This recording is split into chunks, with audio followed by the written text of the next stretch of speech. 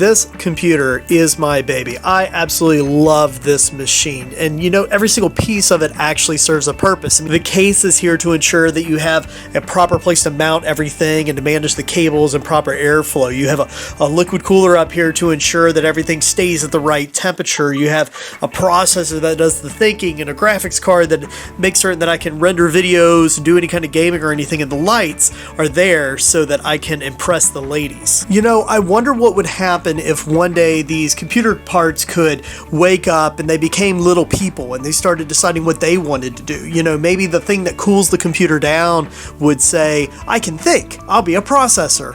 Or maybe the case would turn around and say, I know that I'm a case, but I'm going to try to be the thing that shows you all the pretty pictures and does all the video stuff. Well, it doesn't have the ability to think. I mean, how could it do that? The parts serve a purpose and they were created for an intended reason. This is something that you end up seeing in Genesis 1 that is a lesson that a lot of people tend to skip over.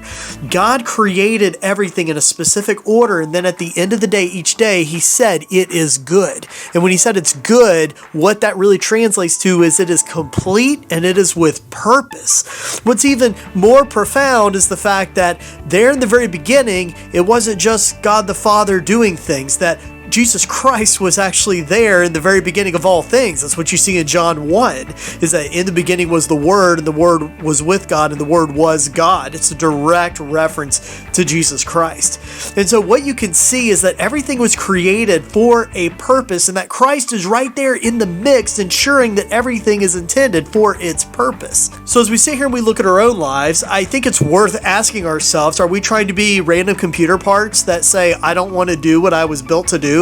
Or are we letting the person who created us tell us, this is who I made you to be? I made you to be loving. I made you to be forgiving. And I made you to be compassionate to other people.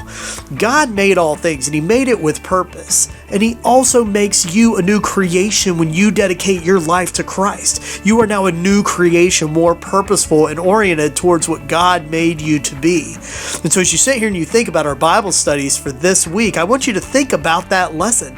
God made you for a reason. He made you in a purposeful way. So is that what you're living for? Are you living that purposeful life?